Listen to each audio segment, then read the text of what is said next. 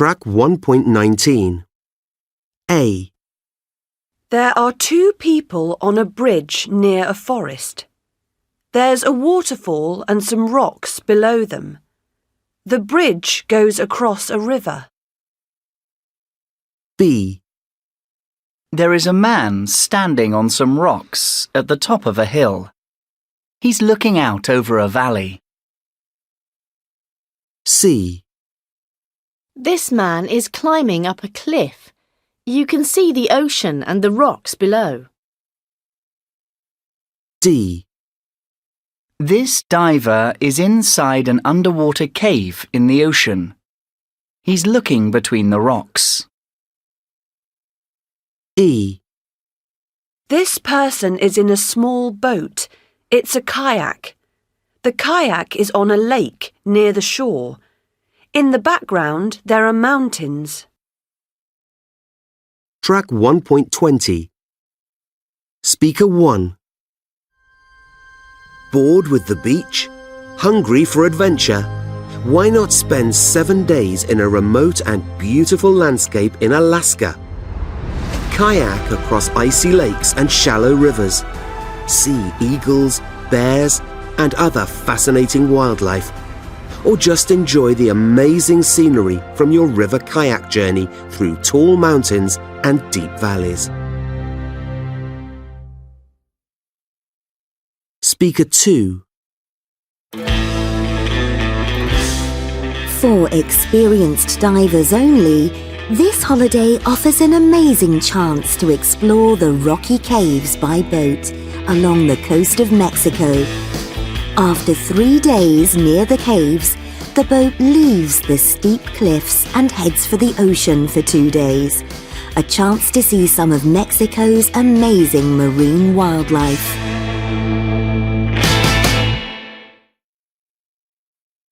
Speaker 3.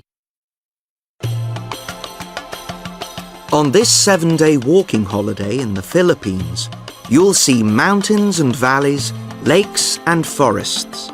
But the highlight of the week is the chance to stand beside Lake Pinatubo, a lake inside a volcano.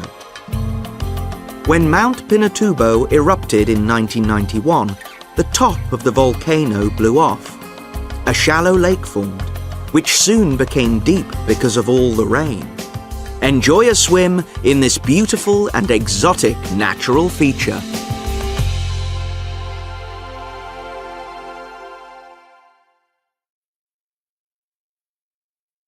Speaker 4. Join forest trekkers on a 2-week Canadian adventure you'll never forget. Kayak down narrow rivers under the trees or walk across high wooden bridges. Find dark caves behind tall waterfalls. We promise you'll fall in love with this exciting and magical landscape.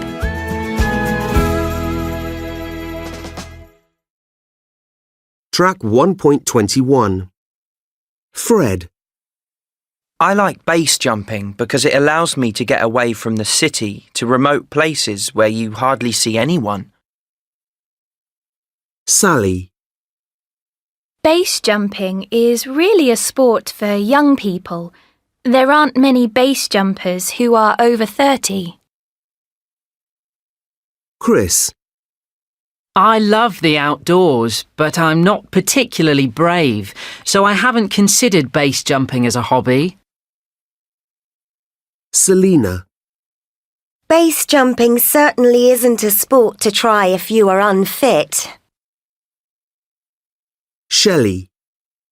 Base jumping is a great sport, and you get to do it in such spectacular surroundings.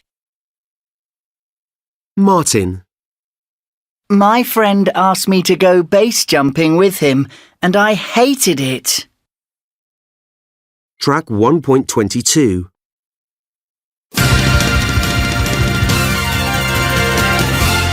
Good afternoon and welcome to the programme. Today I'm talking to base jumper Tanya Marks. Tanya, thanks for joining us. My pleasure. Now, Tanya, my first question to you is basically why? Why choose a sport with so many dangers? Why not something nice and safe like table tennis? Extreme sports aren't safe. That's precisely why I enjoy them so much. I'm the kind of person who loves to feel that thrill of risk and adventure. I like skydiving and hang gliding too, but base jumping is my new sport and my obsession. I'm totally addicted. How did you first get into it? One of my skydiving friends suggested it. He had the equipment and invited me to join him. My first jump was terrifying, but I loved it. What's your favourite place for base jumping? Well, I'm always looking for somewhere new, but at the moment, I love the cliffs in Thonsai in Thailand, though it isn't ideal as there are no hospitals nearby. Ah, so is danger always in your mind when you're jumping? Oh, yes. But that's not just me. That's all base jumpers. We know the dangers. Do you think that's why there aren't many women who do base jumping? Do the risks put them off? I'm not sure. I don't really agree. More women are joining the sport every year. There's Roberta Mancino, for example.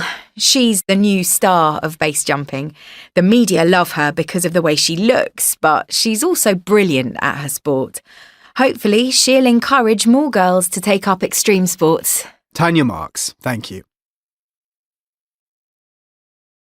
Track 1.23.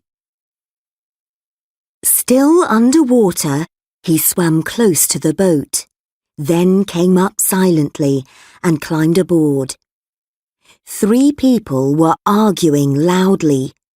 While he was listening to their argument, the boat's engine started.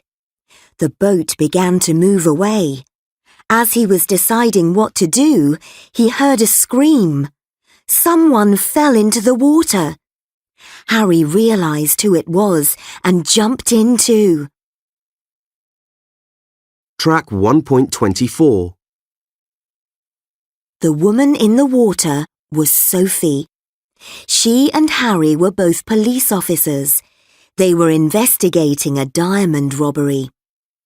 Sophie wasn't moving, so Harry held her head above the water and swam with her back to the shore. When they reached the shore, Sophie opened her eyes again. "What happened?" asked Harry. "I told the robbers that I wanted to buy the diamonds," replied Sophie.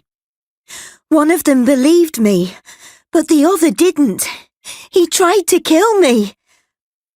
Harry looked out to sea. The boat was turning round.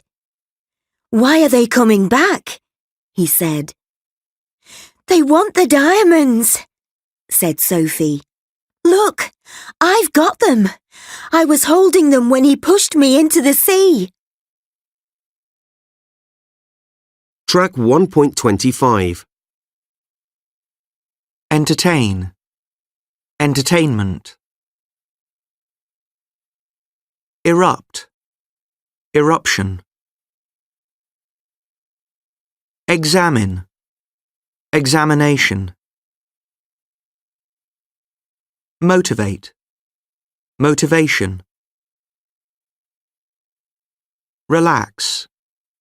Relaxation. Rescue. Rescue. Track 1.26. A dream holiday turned into a nightmare for an American brother and sister, Dan and Kate Suski. During a fishing trip in the Caribbean, their boat sank. The weather wasn't brilliant that day, but Dan had caught a huge fish. He was trying to pull it onto the boat when the captain realised water was coming into the cabin. The boat was sinking fast. The captain used his radio to send a message for help. Then he shouted, "Jump out!" So they did, and a few minutes later, the boat disappeared under the waves. They were about 15 kilometres from land. The captain said that help was coming. The weather was now awful, but they were wearing life jackets. After an hour, the captain and the Suskis lost each other, and there was no sign of rescue. So Dan and Kate started to swim as fast as they could towards land. They were both thinking the same terrifying thought. Sharks. A helicopter appeared, but nobody saw Dan and Kate in the water. Day turned to night, and the Suskies swam for 14 hours. Finally, they saw some cliffs. They were near land. But they couldn't get out of the water here. There were dangerous, sharp rocks.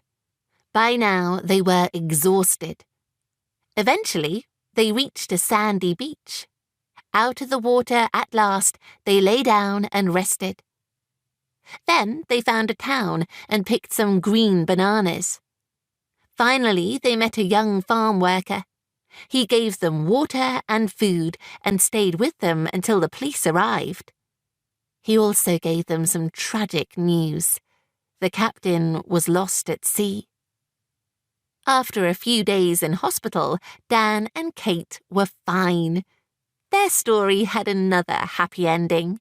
A rescue boat found the captain after 23 hours in the water. Track 1.27. Student 1. Please describe the photo.